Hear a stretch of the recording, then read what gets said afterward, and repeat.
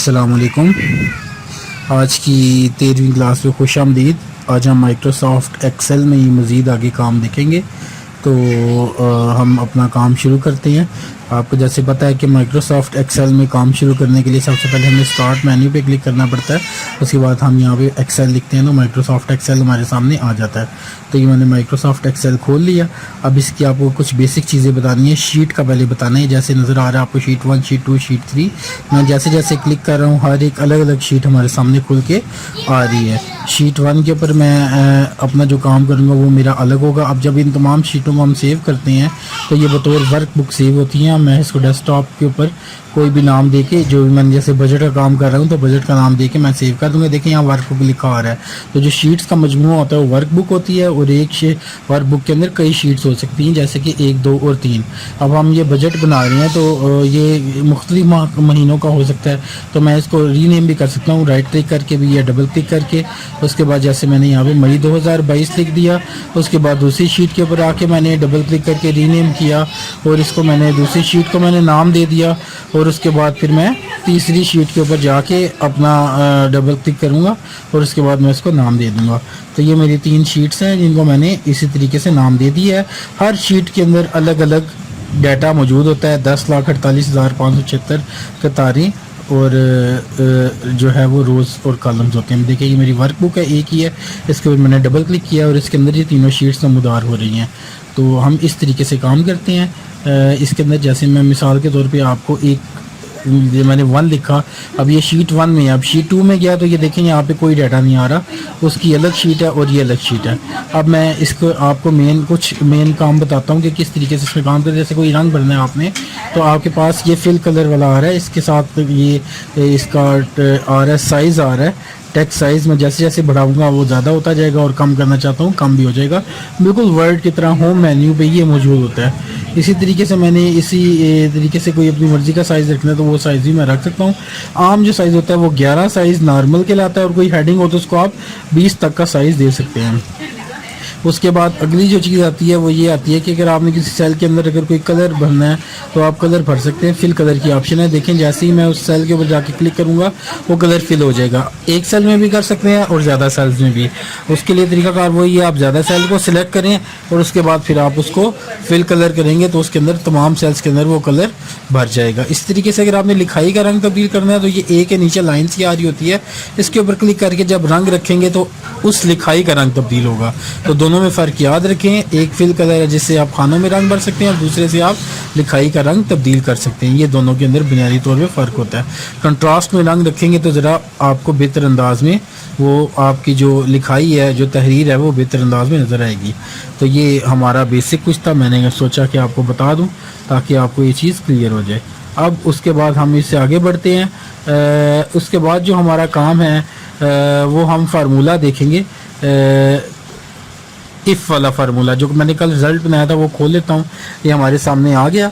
तो अगर आप चाह रहे हैं कि ऑटोमेटिक अंदाज में खुद ब खुद आपके सामने आंसर आ जाए कि कौन से स्टूडेंट इसमें से पास हैं कौन से फेल हैं, खुद से करें तो बहुत टाइम लग जाता है। लेकिन अगर आप फार्मूले की मदद से करेंगे तो ऑटोमेटिक बेशक हज़ारों क्या लाखों स्टूडेंट्स भी जैसे बोर्ड के इम्तहान दे रहे होते हैं उन सब का भी इसी फार्मूले के ज़रिए से नतीजा निकाला जाता है। तो सबसे पहले तो आपने क्राइटेरिया सेट करना होता है कि कौन से स्टूडेंट कितने नंबर वाले पास हैं और कितने नंबर वाले फेल हैं। पहले हम बिल्कुल सिंपल फार्मूला देखेंगे पास और फेल वाला। जैसे मिसाल के तौर पे यहाँ पे मैं कोई क्राइटेरिया रख देता हूँ कि जिसके इतने नंबर हो वो क्या हो जी पास हो, और जिसके इससे कम नंबर हो वो क्या होगा जी फेल होगा। तो कोई भी क्राइटेरिया बना सकते हैं आप, 100 नंबर का, 200 का, 300 का, जो भी क्राइटेरिया आप बनाना चाह रहे हैं। उसके बाद फिर हम आगे बढ़ते हैं। फार्मूला लगाने के लिए हम उस जगह पे चले जाएंगे जिस जगह के ऊपर हमने फार्मूला लगाना है। तो हर फार्मूले के शुरू में जैसे वो पता है बराबर का निशान, उसके बाद इफ़, उसके बाद हम छोटी ब्रैकेट डालते हैं और उसके बाद वो सेल एड्रेस जहाँ से हमें पता चलेगा कि वो कौन से कितने उसके नाम हासिल करदा नंबर कितने हैं, तो उस सेल पे जाके आपने क्लिक कर देना है, वो आ जाएगा। उसके बाद वो नंबर ज़्यादा हो या बराबर हो, उसके बाद हमने वो क्राइटेरिया लिख देना है और उसके बाद फिर हम कॉमा डाल के आगे पास और इन्वर्टेड कॉमास में कॉमा डाल के और उसके बाद आगे फेल लिख देंगे। ये हमारा फार्मूला मुकम्मल हो गया। उसके बाद जैसे ही आप इंटर का बटन दबाएंगे तो हमारे पास जवाब आ जाएगा।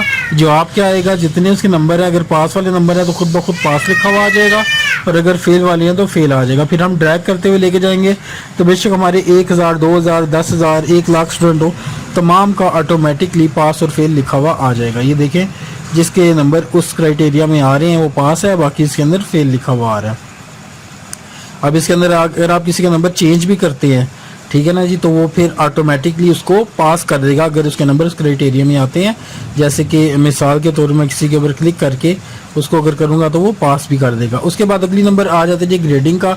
ये इससे अगला फार्मूला अगर आप उसकी समझ आ गई है तो अब आपको सबसे पहले मेयार सेट करना पड़ेगा, क्राइटेरिया बनाना पड़ेगा। ग्रेडिंग आपको पता है कि कितने नंबर हों तो ग्रेड A+ हो, कितने नंबर हों तो ग्रेड A हो, कितने नंबर हों तो ग्रेड B हो। तो ये आपने खुद से सेट करना होता है, या जो भी टीचर होता है तो वो इसको पहले से सेट कर लेता है। जैसे मैं अभी यहाँ पे एक मेयार सेट कर लेता हूँ फर्जी सा, कि जिसके इतने नंबर हों वो A+ में होंगे, जिसके नंबर इतने होंगे वो A में आएगा, और उसके बाद जितने नंबर होंगे उसके B में आएगा। बकाया उसमें जाहिर सी बात है जो किसी भी क्राइटेरिया में नहीं आ रहा वो फेल कंसिडर होगा। तो ये मैंने देखिए यहाँ पे सारा क्राइटेरिया यहाँ पे मैं सेट कर रहा हूँ। जैसे कि आपको नज़र आ रहा है 400 से या ज़्यादा नंबर हो तो A+ हो गया। अब उसके बाद नीचे मैं इसको कुछ कम करता हूँ, जैसे मिसाल के तौर पे मैं कर देता हूँ इसको जी 350 कर देता हूँ। 350 या उससे ज़्यादा नंबर जिसके हो वो A हो। ये रफ काम हो रहा है, ये कोई इसका फार्मूले के साथ ताल्लुक़ नहीं है। इस तरह 300 या 300 से ज़्यादा नंबर हो तो उसका B ग्रेड हो। तो ये मैंने छोटा सा एक क्राइटेरिया बना लिया है 3 का। अब इसके बाद मैं इसको थोड़ा सा बड़ा करके 2-3 साल से मर्ज कर देता हूँ ताकि आपको वाज़ेह नज़र आए। अब उसके बाद मैं ग्रेडिंग वाले पे जाता हूँ। यहाँ पे सबसे पहले आपको पता है जैसे कि बराबर का निशान लगता है तो बराबर का निशान लगा देना है। सेल इफ़ यानी कि अगर, और उसके बाद छोटी ब्रैकेट स्टार्ट हो जाएगी। उसके बाद वही सेल एड्रेस जैसे पास फेल में किया था बिल्कुल इसमें भी वैसे ही करना है, लेकिन बस थोड़ा सा मुख्तलिफ है। इसमें 2 से 3 दफ़ा आपकी इफ स्टेटमेंट आएगी। ये जो आगे एक ज़्यादा या बराबर का निशान आ गया, ठीक है, 400, उसके बाद कोमा, और उसके बाद उसको क्या करें जी A+ कर दें। इसके बाद इन्वर्टेड कोमास बंद, उसके बाद कोमा, और अब उसके बाद हम दूसरी स्टेटमेंट शुरू कर देंगे बिल्कुल इस तरह फार्मूला। इफ़ छोटी ब्रैकेट फिर वही सेल एड्रेस अगर वो ज़्यादा है या बराबर है 350 के, जैसे देखिए मैंने क्राइटेरिया सेट किया, उसके बाद कॉमा, और उसके बाद फिर क्या हो जिसके नंबर 350 हो तो B ग्रेड हो गया, ठीक है। उसके बाद कॉमा किया, और उसके बाद फिर हम अब तीसरा और आखिरी हमारा है, उसमें भी हम इफ़ का फार्मूला लगाएंगे। तीसरा और आखिरी फार्मूला A ग्रेड ही रखा था, A+A, और अब उसके बाद तीसरा फार्मूला इफ़ छोटी ब्रैकेट L4 अगर ये ज़्यादा हो या बराबर हो 300 के तो क्या हो जी इसका B ग्रेड हो जाए। तो ये यहाँ मैं 300 लिखूँगा, और उसके बाद कॉमा डाल के, और उसके बाद इन्वर्टेड कॉमास में ये मैं यहाँ पे B कर दूंगा, और उसके बाद इन्वर्टेड कॉमास बंद। फिर जितने हमारे इफ़ आए हैं उसके बाद फिर हम यहाँ पे फेल लिख देंगे कि बकाया स्टूडेंट के 300 से कम उनको फेल कर दे, और सारी ब्रैकेट्स मैंने बंद कर दी। तो ये देखें जैसे ही मैंने एंटर दबाया तो हमारे पास A+ आ गया। A+ क्यों आया उसके बाद हम ड्रैग कर लेंगे तो सब अप्लाई होगा, क्योंकि 450 है। 450 नंबर आपको पता है कि 400 से ज़्यादा है, इसलिए A+ हुआ। जो हमने क्राइटेरिया सेट हुआ है तो उसके ऊपर उसने कर दिया है। ये देखें 476 इसका A+ था, और इस तरीके से 257 96 वाले फेल हैं, क्योंकि ये सब 300 नंबरों से कम वाले नंबरों वाले हैं। जैसे मिसाल के 96 को 320 करते हैं तो देखें फेल की बजाय उसने B कर दिया। तो ये फार्मूला ऑटोमेटिक अंदाज में हज़ारों लाखों स्टूडेंट्स भी हों तो उनका डाटा निकाल लेता है। अब हम टाइपिंग मास्टर की तरफ वापस बढ़ते हैं जी। टाइपिंग मास्टर के लेसन को आगे देख लेते हैं हम लोग।